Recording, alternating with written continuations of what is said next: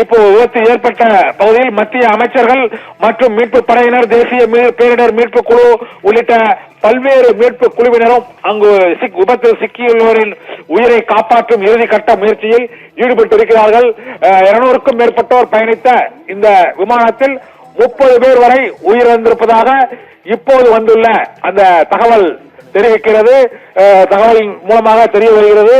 இந்த மீதி காயமடைந்த மற்றும் விபத்தில் சிக்கிய பயணிகள் எத்தனை பேர் என்ற அதிகாரப்பூர்வ தகவல்கள் இன்னும் சில நிமிடங்களில் இந்தியன் ஏர்லைன்ஸ் விமானத்தின் அதிகாரப்பூர்வ தகவல்கள் வெளியாகும் என எதிர்பார்க்கப்படுகிறது. இந்த விமானமானது விமான நிலையத்தின் ஓடுதளத்தில் இருந்து வானில் பறந்த சில நிமிடங்களில் சரியாக 1:39 மணி அளவில் அது பறந்த சில நிமிடங்களில் இந்த விபத்து ஏற்பட்டது. தொழில்நுட்ப கோளாறு காரணமாக விபத்து ஏற்பட்டிருப்பதற்கான வாய்ப்பு அதிகமாக இருப்பதாக அந்த தகவல் வெளியாகி இருக்கிறது. முதல் கட்டமாக 30 பேர் வரை உயிரிழந்திருக்க கூடும் என்றும், இந்த ஏர் இந்தியா விமானத்தை இயக்கியவர் அனுபவம் வாய்ந்த விமானி சுமித் சபர்வால் என்பதும் வெளியாகி இருக்கிறது.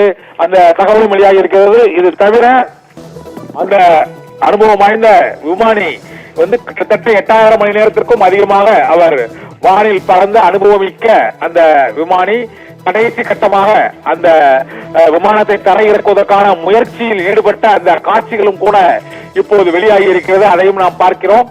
அகமதாபாத் விமான நிலைய ஓடுதளத்தில் இருந்து பறந்த சில நிமிடங்களில் ஏற்பட்ட தொழில்நுட்ப அந்த கோளாறை கணித்து கேப்டன் சுமித் சபர்வால் விமானத்தை தரை இறக்குவதற்காக அவர் முயற்சியில் ஈடுபட்டதும் அந்த இறுதிக்கட்ட முயற்சி வெற்றிகரமாக தரையிறக்க முடியாத ஒரு சூழ்நிலையில் தான் இந்த நெருக்கடியான நேரத்தில் அந்த விபத்து ஏற்பட்டிருக்கிறது. படுகாயங்களுடன் விபத்தில் சிக்கிய ஏராளமானோர் அந்த விபத்து ஏற்பட்ட அகமதாபாத் விமான நிலையத்தின் அருகிலேயே உள்ள பல்வேறு மருத்துவமனைகளில் அவசர சிகிச்சை பிரிவில் அவர்கள் அனுமதிக்கப்பட்டிருக்கிறார்கள். விமான விபத்தை தொடர்ந்து அகமதாபாத் விமான நிலையம் மாலை 5 மணி வரை மூடப்படுவதாக அறிவிக்கப்பட்டிருக்கிறது. தொடர்ந்து மீட்பு பணிகளும் அந்த விமான நிலையத்திற்குள் காயமடைந்தவர்களையும் கொண்டு வரும் அந்த பணிகள், அவசர கால மீட்பு பணிகள் அனைத்து துறையினரும் ஒருங்கிணைந்து மேற்கொள்ளப்படுவதால் மற்ற விமானங்கள் புறப்பாடு மற்றும் தரை இறங்குவது உள்ளிட்ட பல்வேறு பணிகளும் தற்போதைக்கு நிறுத்தப்பட்டிருக்கின்றன. இந்த விமானத்தில் பயணித்த மற்றொரு விமானியான கிளைவ், அவரும் ஒரு அனுபவம் வாய்ந்த விமானிதான்.